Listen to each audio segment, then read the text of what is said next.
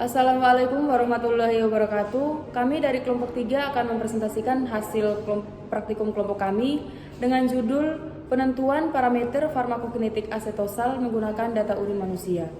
Sebelumnya kami ucapkan terima kasih kepada apoteker Fajar Jamaluddin, S-Farm, M-Farm yang telah memberikan kesempatan kepada kelompok kami untuk mempresentasikan hasil praktikum kami. Berikut merupakan data nama kelompok kami. Yang pertama, Akuna Anglimone dengan NIM 77, Siti Endah Ayu dengan NIM 78, Siti Masyiah dengan NIM 79, Husnul Maudildia dengan NIM 80, Elsa Dwi dengan NIM 81, Made Ardelia dengan NIM 82, Helen Syafira dengan NIM 83, dan Jusria dengan NIM 84. Selanjutnya, dasar teori.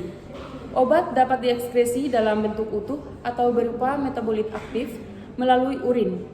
Oleh sebab itu, kadar darah dalam urin dapat digunakan untuk menentukan dan menghitung parameter farmakokinetik. Laju ekskresi obat melalui urin sebanding dengan data penurunan kadar obat dalam plasma setiap waktu. Selanjutnya akan dijelaskan oleh teman saya.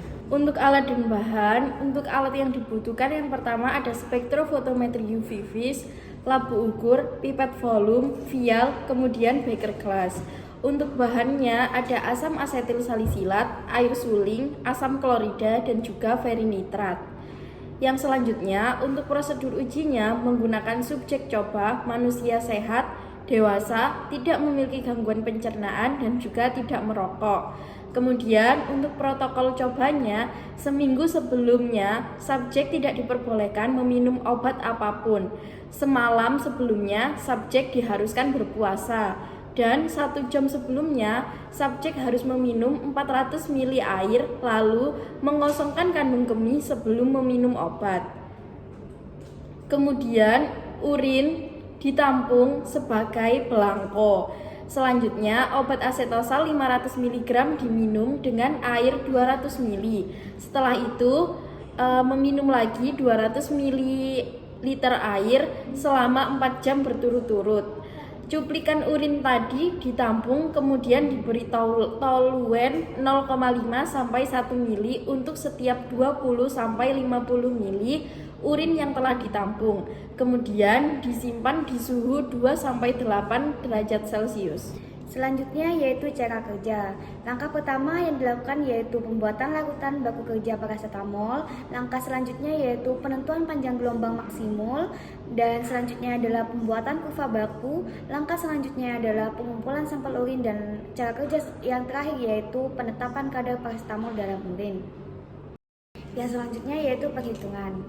Yang pertama yang kita lakukan yaitu pembuatan larutan NaOH 0,1 N dengan menggunakan rumus N sama dengan gram per ml kalikan 1000 dibagi volume berupa mili dikalikan A. A yaitu ekivalen dari NaOH. Nah, maka kita masukkan N-nya yaitu 0,1 sama dengan gram dibagikan 40 ml dari NaOH dikalikan 1000 dibagi volume dan dikalikan 1. 1 yaitu dapat dari ekivalennya NaOH. Maka kita pindah ruaskan, gram dipindah ruas, lalu 0,1 dikalikan 40 dikalikan 1 mendapatkan hasil 4 gram. Nah, yang kedua yaitu membuat baku induk. Nah, dalam membuat baku induk kita menentukan berapa ppm-nya. Maka sudah diketahui yaitu 50 mg dalam 100 ml labu ukur.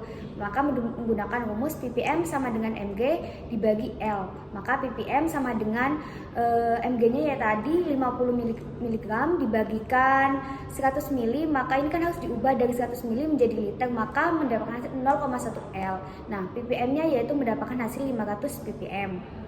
Yang selanjutnya yaitu pembuatan baku kerja menggunakan labu ukur 25 ml menggunakan rumus V1 kalikan N1 sama dengan V2 dikalikan N2. Nah, yang pertama yaitu konsentrasi 2,5 ppm. Maka masukkan rumus V1 yang dicari dikalikan 500 dari perhitungan baku induk tadi 500 ppm sama dengan 25 dikalikan 2,5 mendapatkan hasil dari BBM-nya tadi, dan 25 itu mendapatkan dari labu ukur yang kita gunakan. Maka V1 yaitu 0,1 mendapatkan hasil 0,125 mili. Selanjutnya yaitu 5 ppm, sama rumusnya V1 kalikan 500 sama dengan 25 dikalikan 5. Maka V1 mendapatkan hasil 0,25 mili. Dan yang 2,5 ppm itu mendapatkan hasil sama 0,125 mili, yang 5 ppm mendapatkan hasil 0,25 mili, dan yang 10 ppm mendapatkan hasil 20 ppm, yang 30 ppm mendapatkan hasil 1,5 mili, yang 40 ppm mendapatkan hasil 2 mili, yang 50 ppm mendapatkan hasil 2,5 mili, dan yang 60 ppm mendapatkan hasil 3 mili. Dan selanjutnya yaitu hasil pengamatannya.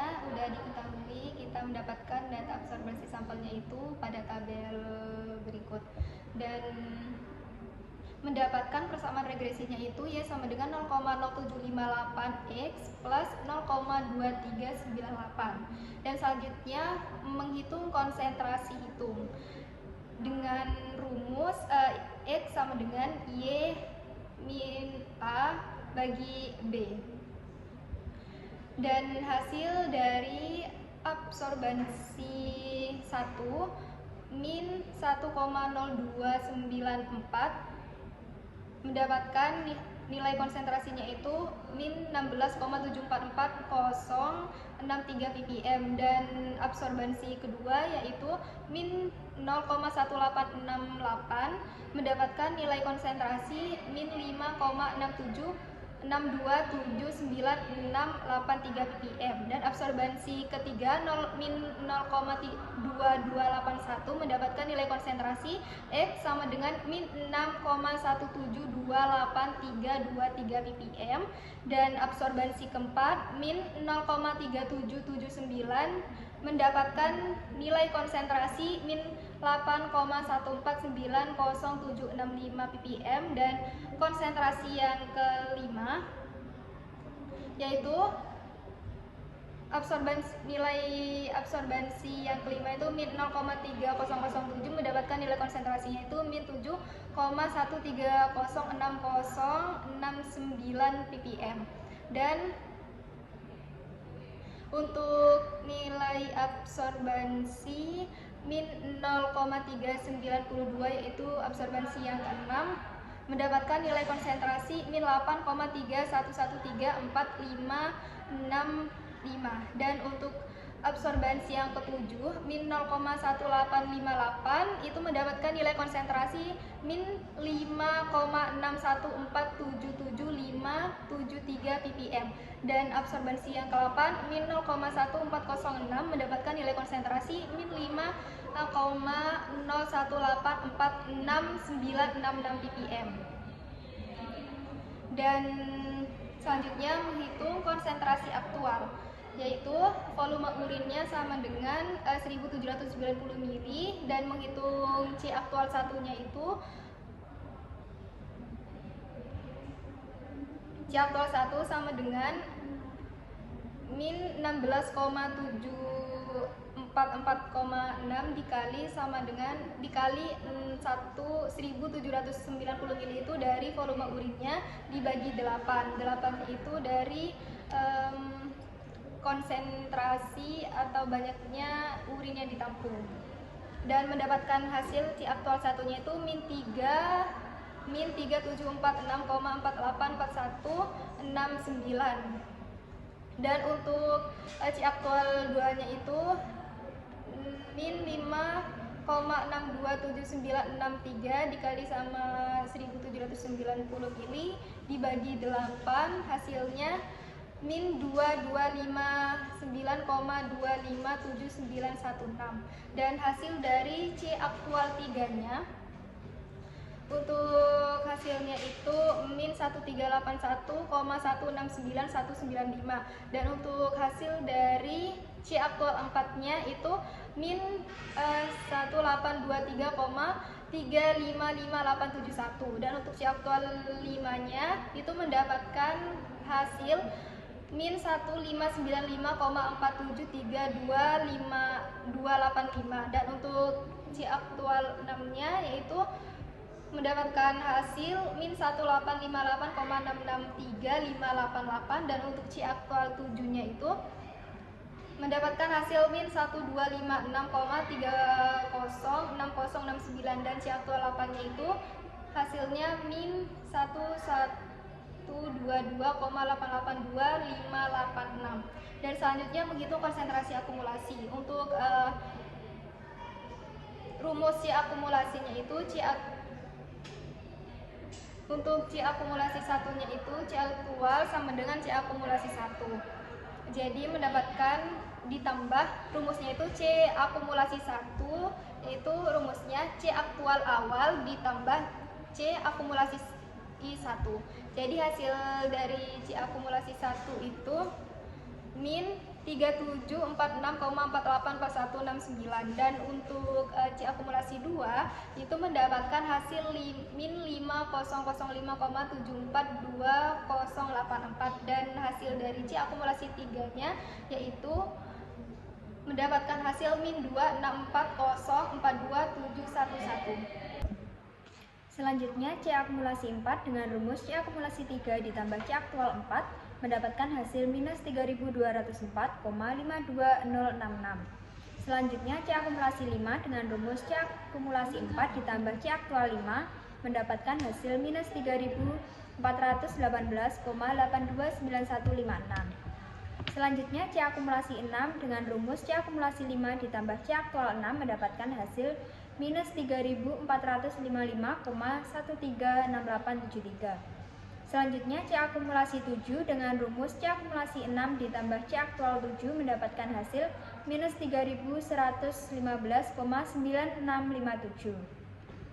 Selanjutnya C akumulasi 8 dengan rumus C akumulasi 7 ditambah C aktual 8 mendapatkan hasil minus 2379,188654. Selanjutnya menghitung XU aksen dikurangi XU dengan rumus C akumulasi akhir dikurangi C akumulasi awal. Untuk XU aksen min XU 1 mendapatkan hasil 1367,295515. Untuk XU aksen min XU 2 mendapatkan hasil 2626,55345. Untuk XU aksen min XU 3 mendapatkan hasil 261,2384565. Selanjutnya XU aksen min XU 4 mendapatkan hasil 825,3364116. Selanjutnya XU aksen min XU 5 mendapatkan hasil 1039,6400501. Selanjutnya XU aksen min XU 6 mendapatkan hasil 1075,948219. Selanjutnya XU aksen min XU 7 mendapatkan hasil 736,7810026. Selanjutnya XU aksen min XU 8 mendapatkan hasil 0. Berikut adalah kurva waktu versus log sebelum dieliminasi.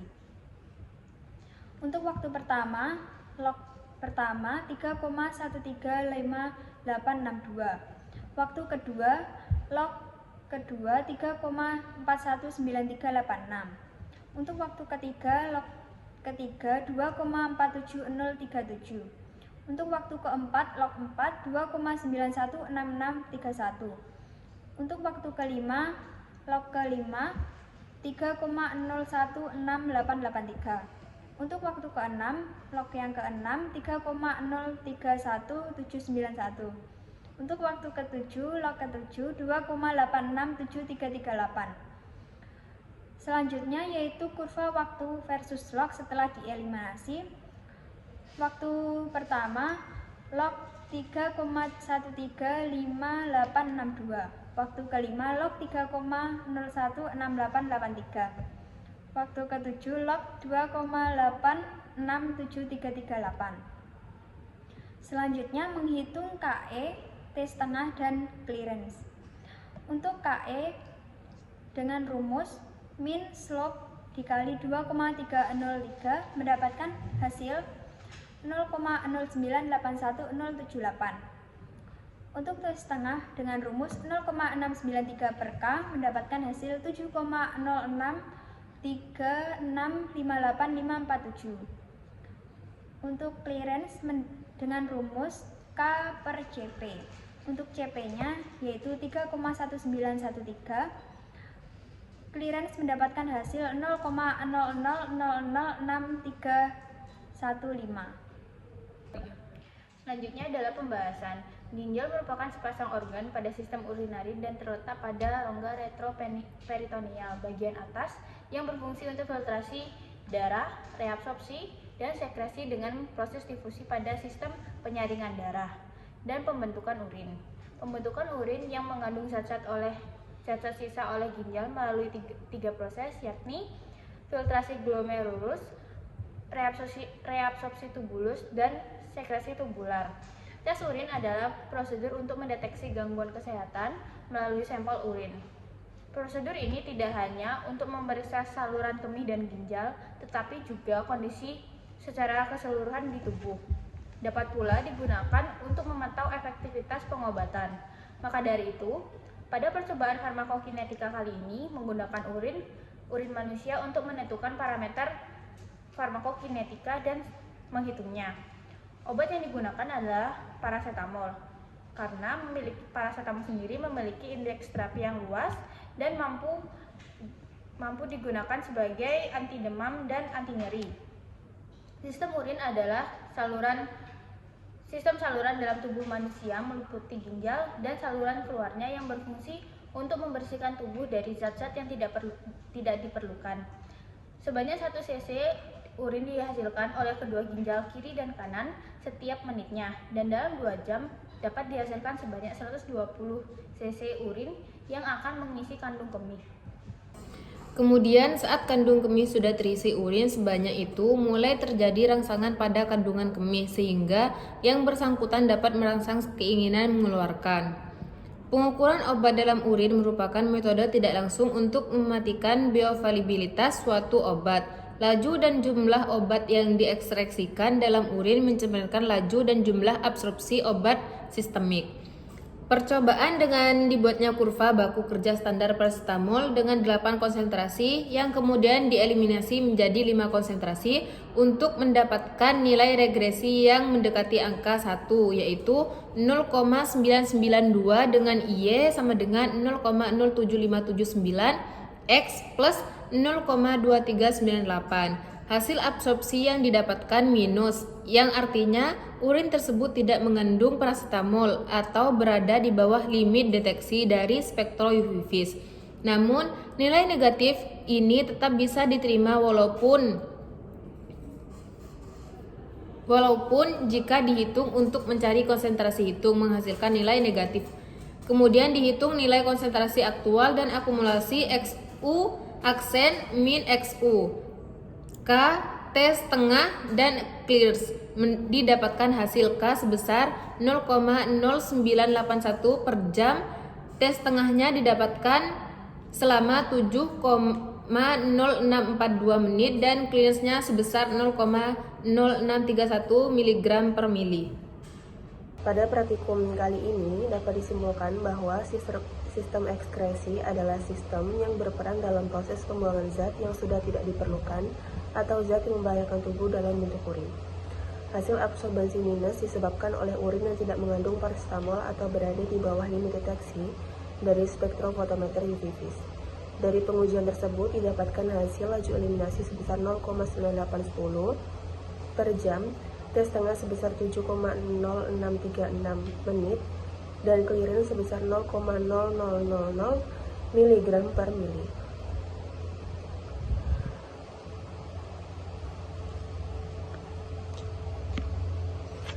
Kemudian ini adalah daftar pustaka yang kami gunakan dan foto lampiran dari praktikum yang telah kami lakukan.